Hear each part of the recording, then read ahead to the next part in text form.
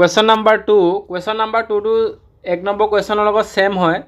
এতিয়া আমাক দিয়া আছে কি এজন ব্যক্তিয়ে ইমান কিলোমিটাৰ দ্ৰুতিৰে যাত্ৰা কৰাৰ সলনি ইমান কিলোমিটাৰ দ্ৰুতিৰে যাত্ৰা কৰে, তেতিয়া সি একে সময়ত 30 কিলোমিটাৰ দূৰত্ব অধিক যাত্ৰা কৰে। তেওঁৰ দ্বাৰা যাত্ৰা কৰা বাস্তৱিক দূৰত্ব নিৰ্ণয় কৰা। আমাক কি উলিয়াব দিছে বাস্তৱিক দূৰত্ব। এতিয়া চাব স্পীড দিয়া আছে কিমান 10 কিলোমিটাৰ পাৰ আৱাৰ আৰু ৰেচিঅ' 15 কিলোমিটাৰ পাৰ আৱাৰ। এতিয়া যদি আমি কাটো 5 দুগুণে 10 5 3 15। এতিয়া আমি কি শিকি আহিছিলোঁ যিটো অনুপাত দ্ৰুতিৰ হয় সেই একে অনুপাত কিহৰো হয় ডিষ্টেঞ্চৰ। গতিকে ডিষ্টেঞ্চ কি হৈ যাব 2:3। এতিয়া ইয়াৰ পাৰ্থক্য চাব 2 আৰু 3 পাৰ্থক্য 1 আৰু আমাক প্ৰশ্নত কিমান দিয়া আছে 30 কিলোমিটাৰ অধিক যাত্ৰা কৰে।